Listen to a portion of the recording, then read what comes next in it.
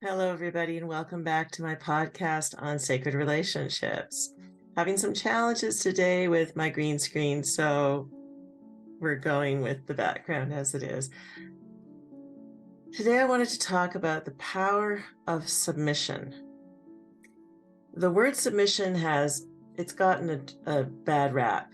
It's something that we tend to think of as, males dominating females, and it's it's not a word you see bandied about very much anymore. I love looking at the etymology of words, and so when I looked up submission in the online etymology dictionary, it says that it's the act of referring to a third party for judgment or decision. That's from the Old French submission. I believe submission goes both ways in a sacred relationship. It is yielding to, this is actually how my partner puts it. He'll say to me in certain situations, I yield to your wisdom in this particular area. You're the expert in this, so I yield to your wisdom, which is really a lovely way of showing confidence and trust in your partner. And it's the same for me. There's areas of expertise that my partner has that I don't. For example, he has a yacht that we go out in. I have my boater's license, but I'm a total newbie when it comes to boating. So he's teaching me. He's a very good teacher. He's very patient. And we went out for our first ride of the season yesterday. And, he asked me, do you feel, he showed me how to do it. He says, do you feel confident about getting off the boat first and, securing the boat? And I said, well, now's as good a time to learn as any. So, I was able to do it. And I know it sounds like a small thing to anybody who's boated a lot, but it was new for me and a little out of my comfort zone. So, it went very smoothly. And he was, he said, you stepped off with confidence. You did a great job. And we're going to be doing a lot of boating, and I've got a lot of learning to do. So I have no problem saying, hey, you're the captain, you're in charge. You show me what needs to be done. And that confidence and trust we can have in a partner really allows them to step into everything they shine in. I don't think there's anything wrong with that. There's actually something very beautiful and relaxing about submission. And I'm speaking as a strong, independent woman who's run my own life for many years, run my own corporation. I know how to manage on my own. But in my, I go back to something my partner said when we were talking about submission. And he was saying, there's all these things in the world that one might need to do, and one person can't possibly do them all. When we recognize the expertise, the awareness on certain matters that our partner has, then our life gets lighter, our life gets easier, because we've got a source of that knowledge. We've got somebody we can turn to and say, hey, sweetheart, you know more about this than I do. Can I seek your advice on this? Can I get your help with this? And we all know that beautiful feeling of going, oh, yes, I can help. I want to help. Yes, I can give you that information. It's so nice when there's no fighting involved, when one person isn't trying to tell the other, I know more, I can do this, I don't need your help. That kind of language builds walls between people. And it really took my ending up with my partner before I was able to go, oh, I don't have to do everything now. I can let go. I can relax. I can seek his wisdom on things. And I think it's something that we can do in our relationships. We can look to the other person and go, what do they know that I don't? What areas can I just let go and submit and say, hey, you're in charge in this situation. You tell me what you need and I will do it. Or you advise me and I will do that. Both people benefit, and it does go both ways. So there's a beautiful feeling of the trust in a relationship where you can let go. You don't have to be in charge, and you know the other person's not going to run roughshod over that. They're not going to take advantage of it. They're not going to see it as, I get to be in charge and I'm the person who does everything. It does have to be the right partner who also recognizes your value and where they should yield to you because of your expertise. So then it just becomes a beautiful dance. There's no push-pull. There's no demanding. There's no pushing the other person away when you do need help. It becomes that recognition that you both bring insights into the relationship. You've lived different lives up until the time you meet. You've had different experiences. So why wouldn't you want to tap into that resource and benefit from it and know that you can help your partner as well with what you know? So the power of submission is that the two of you together can accomplish more, can learn more, can grow more than you could possibly do on your own, because you're with somebody from whom you can benefit and in turn can benefit them. It's such a soft, gentle experience when you can just let go and go, my partner has this. They don't need my help with this. But it does require us letting go of our ego and needing to always have the answers, needing to feel in charge. That was something I had to really work on. And I think a lot of people, especially if you've gone through hurt, if you've gone through abuse, your warrior can be super strong. Like, I got this, I can do this, I don't need anybody. And that's not discounting that you can have a very strong warrior. Problem is when your warrior is working overtime and isn't recognizing when it can take a little vacation. You're not asking it to go away. You're not getting rid of your warrior. You're just saying, hey, in this situation, this person's not the enemy. They're with you on this. They're going to walk by your side. And eventually your warrior can become the part that supports both of you. In other words, that's the part that now doesn't just defend you, it will defend your partner too. Somebody crosses your partner, they're going to have to deal with you. So, so that's the power of submission, to be able to recognize that you're no longer fighting your battles alone. In fact, quite often there's no fight, because there's something very powerful about two people in sacred alignment with each other.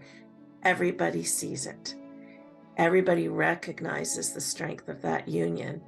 And you don't end up having a lot of battles to fight because you work together on things, and it tends to, for the most part, yield better results. And if things do go awry, you know your partner has your back and you have theirs. So there's always a soft place to land. And that's the power of submission. Is it's a softness, it's a yielding. It's like, what do you need? And letting the other person support you. That's part of flow. It's just in flow when you're looking to take care of each other and when you're asking for help. Yes, there's a lot of things you can do on your own. And for us strong, independent people, we know we can do it on our own, but it's so nice when you don't have to. It's so nice when you can lean on somebody else and they can lean on you. And it doesn't mean you're codependent. You're not leaning on somebody till you both fall over. You're leaning toward each other, but you can stand on your own. That's interdependence. If your partner can't be there for you, you'll manage. But if they can be there for you, you'll soar. That's something so powerful. Every day I notice with my partner, he'll just say something. And I'll be like, oh my God, I never thought of it that way. I never saw it that way. Or he'll introduce me to some source of inspiration that's meaningful to him, or a book he's read, or a show he's seen. every day I'm growing and learning so much more than I could have on my own. And I consider myself somebody who's pretty well read and has taken on a lot of spiritual practices, done a lot of study over many years. But in our own sphere, there's only so much we are exposed to. And especially with social media today, you look at one thing, all you're going to get on your feed after that is stuff related to the areas you're looking at. So we really do benefit so much from a partner who's been looking in other directions, experiencing other sources of interest. And they bring that into your picture, and everything just gets richer. Everything just gets broader. But we have to be open to receiving that information, to receiving that awareness. And I think the way the power of submission works is if there's respect. If you're both respecting what the other person knows, you're respecting their journey they've taken through life, the wisdom they've acquired, and you want to benefit from that. So I invite you with your partner to discuss the idea of submission, of respecting and trusting each other's areas of expertise and wisdom, and not even just allowing yourself to receive when the other person says, "Can I help?" but asking for help. It's such a humbling thing to do. I remember at one point in my life, the first time I really recognized I needed to see a counselor because of the things I'd been through in my youth, and I cried. I felt horrible that I needed help because I grew up understanding from my upbringing, you're on your own. You better figure it out yourself. No one's going to help you. This weren't the words I was told, but it was based on the actions of the experiences that I had, that when I was hurt, when I was struggling, help wasn't there. I think a lot of us have grown up like that. So then we develop almost a pride around not needing help. And ultimately that can be detrimental to our growth, because none of us can exist in a vacuum just knowing the things we know. We all need to take the walls down, broaden our horizons, and learn from each other. That's why we seek out podcasts. That's why we seek out teachers and counselors and retreats and workshops. We want to grow. But sometimes we forget that a lot of our growth can happen on our home turf with our partner. So one thing you might want to do is think about the way your partner grew up. Ask questions if you don't feel you have enough knowledge about their life. Ponder some of the ways they've grown and the things they've seen and the things they've studied that are different from yours. Are you asking enough questions? Are you asking for help? Are you recognizing the richness of the resource that's right there with you every day? I believe that we as a species grow better because of shared knowledge.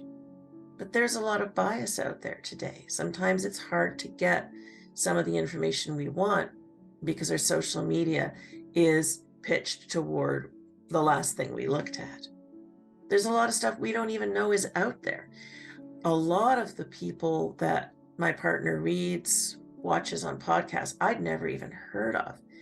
And what a rich resource that's become for me. So, your partner can be your inspiration.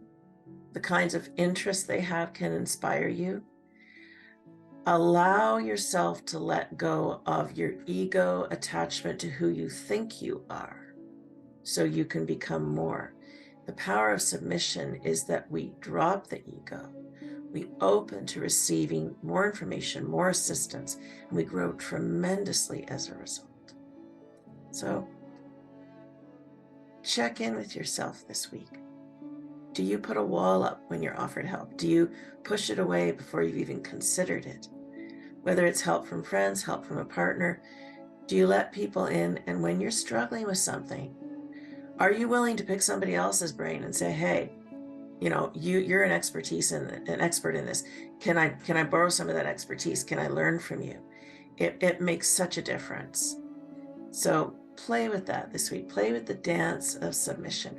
Where can you let go and allow yourself to receive more?